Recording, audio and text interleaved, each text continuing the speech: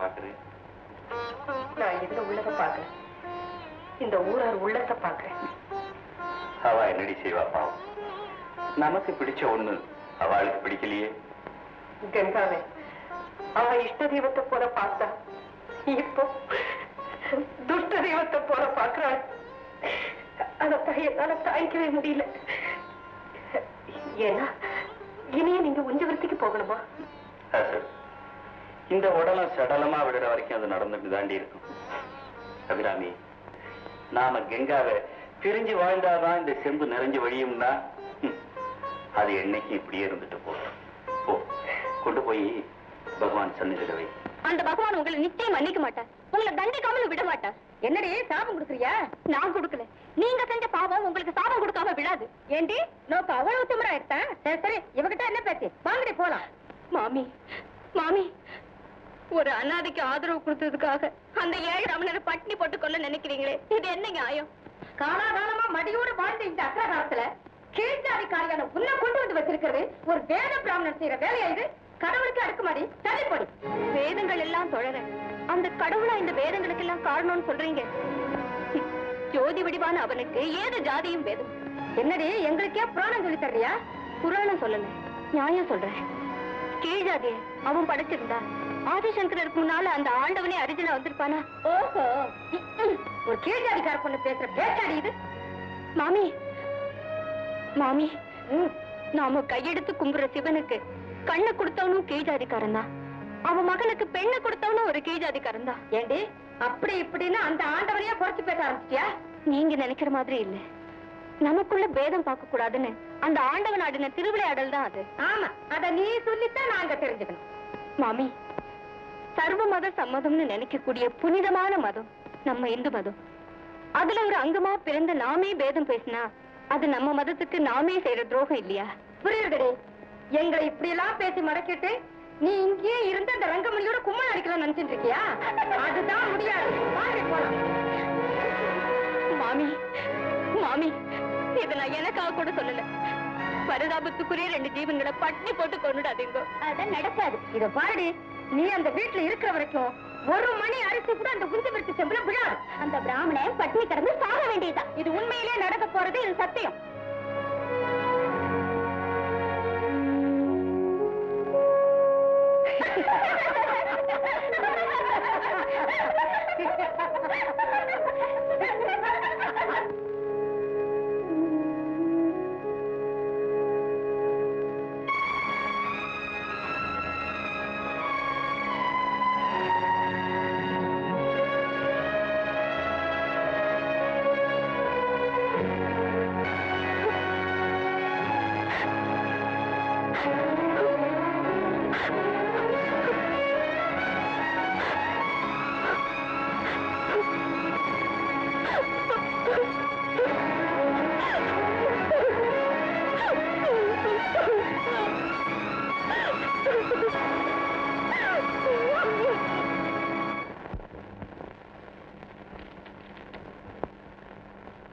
என்ன கங்கா என்னமோ எழுதியிருக்கா, இத பாருங்க.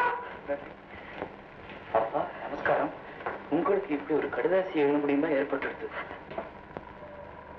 நான் சாஸ்திரோட்டமா வளர்க்கப்பட்டாலும் ஜாதியிலே தாழ்ந்தவன் தெரிஞ்சதும் இங்க உள்ளவெல்லாம் உங்களை எப்படி எல்லாம் அவமானப்படுத்துறா. நான் உங்களோட இருந்தா உங்களை ஒதுக்கியே வச்சிருவாள்னு தெரியறது. அதனால நான் ஒதுங்கிட முடிவு பண்ணி புறப்பட்டுட்டேன். என்ன மன்னிச்சிருங்க. எப்படி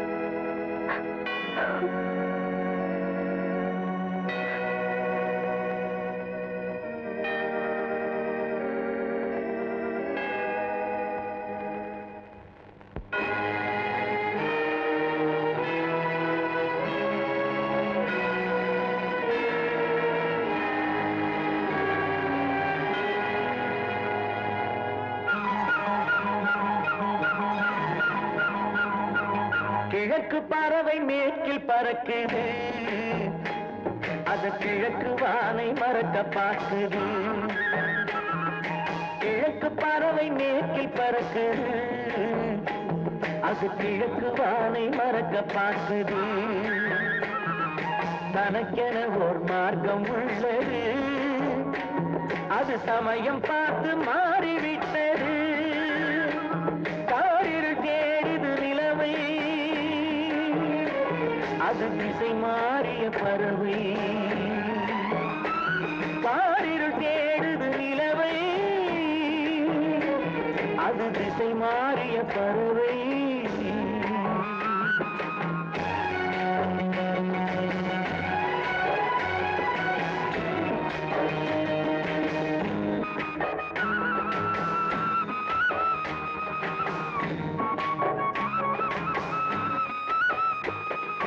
காவிரி என்ன கொள்ளிடம் என்ன வேறு நதிகள் அல்ல, வெள்ளம் மாறி வருவதல்ல.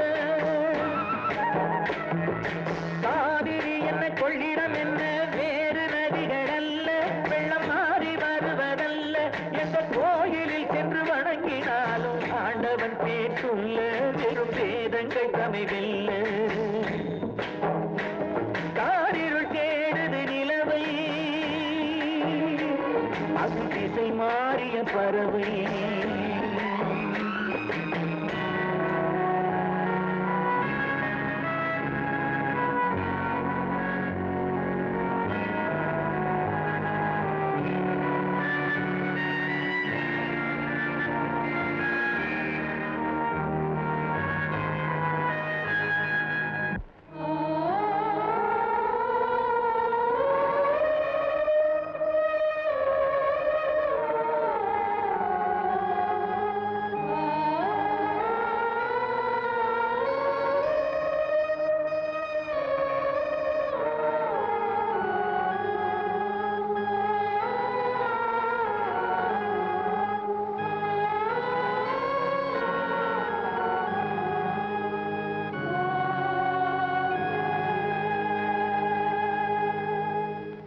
வாழ்வு இல்லை என்பதற்கு வெள்ளை ஆடை அணிவாள், அதை இந்து பெண்ணும் அறிவாள்.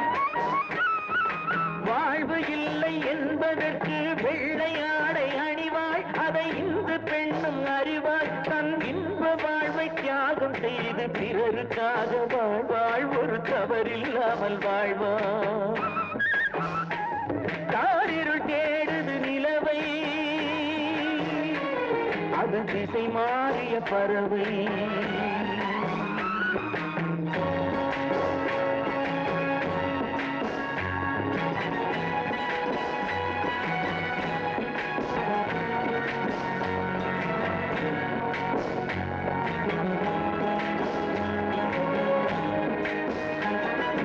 கிழக்கில் உதிக்கும் சூரியனே மேற்கில் சென்று மறைவான், அவன் இரண்டு திசையும் அறிவான்.